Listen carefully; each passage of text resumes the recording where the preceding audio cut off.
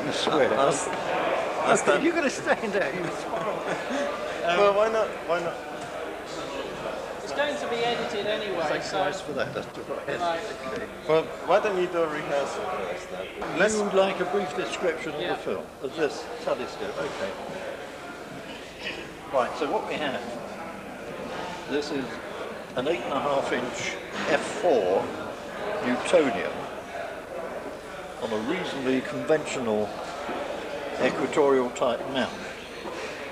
One interesting thing is there are no gears in this drive, it's all friction wheel drive and two stepper motor drives, one on the polar axis and one on the declination axis, and these are essentially controlled with this computer here, okay?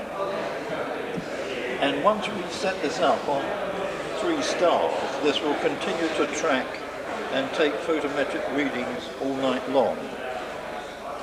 And by doing that and then subsequently analysing them, we end up with these light curves. These are all for eclipsing binaries.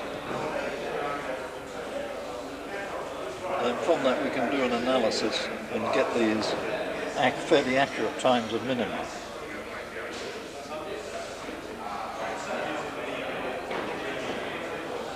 Now, is that going to be enough for you?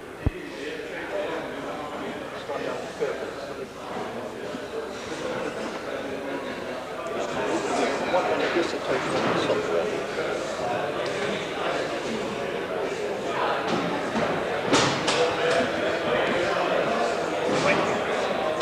It's 1 minute, please. okay. You ready? Yep. Okay. Let's have a look at this diagram, which is a schematic of the system.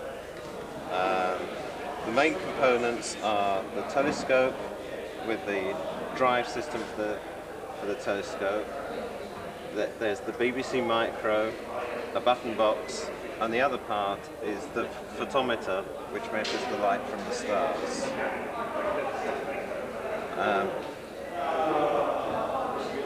Looking at the photometer system, the light comes through the telescope, down the fluid light guide, through a filter, into the main PMT housing.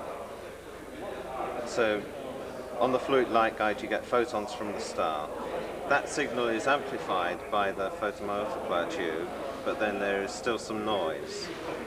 There's an amplifier discriminator which picks out the photons and sends a square wave signal to the counting board, and then the computer will tell the counting board to count for so many seconds, say 40 seconds, and then the count is returned to the computer. The button box is just used during setting up, and the other part of the system, the drive system, is actually connected via the printer port, because that was the only parallel port we had. It consists of a power supply, 2 drive boards which we actually bought, and just the stepper motors themselves, and that's it really, the schematic of the system. Here we see the trolley, which is normally inside the hut while observations are being made. This is the fluid light guide going back to the photometer head, and you can see the filter wheel. There is a power supply for the photometer head, which is both high tension and low tension.